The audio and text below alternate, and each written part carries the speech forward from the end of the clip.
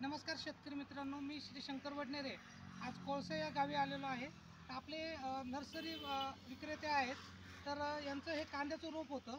तर काही दिवसापूर्वी ते अतिशय पिवळं झालेलं होतं आणि काही प्रमाणात मर होते त्यामध्ये.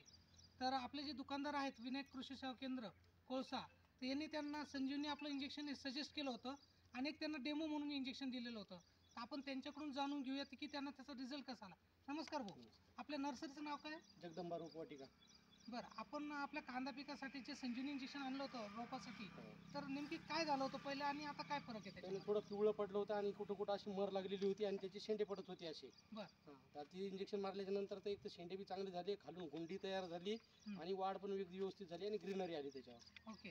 तर तुम्ही आता जे आहे कांद्याचं रोप हे विक्रीसाठी ठेवलेलं का? विक्रीसाठी. तर तुम्हाला म्हणजे जे आता रोप आपलं खराब होत चाललेलं हो, होतं हो. आणि आज जी क्वालिटी आहे त्याच्यानुसार तुम्हाला एक चांगला त्याचा एकदम म्हणजे चांगला रिझल्ट रेटही आला. चांगला मिळेल हां, आणि हो. मार्केटलाही चांगलं शेतकऱ्याला त्याचा फायदा मिळेल. क्वालिटी पण एकदम चांगली गिरायकाला दिसण्यासाठी क्वालिटी पण एकदम नंबर झाली ती आता. बरोबर. तर तुम्ही बाकी शेतकरी मित्रांना सांगाल का संजीवनी इंजेक्शन वापरा म्हणून? हो, चांगला आहे. चांगले रिझल्ट आहेत त्याचे.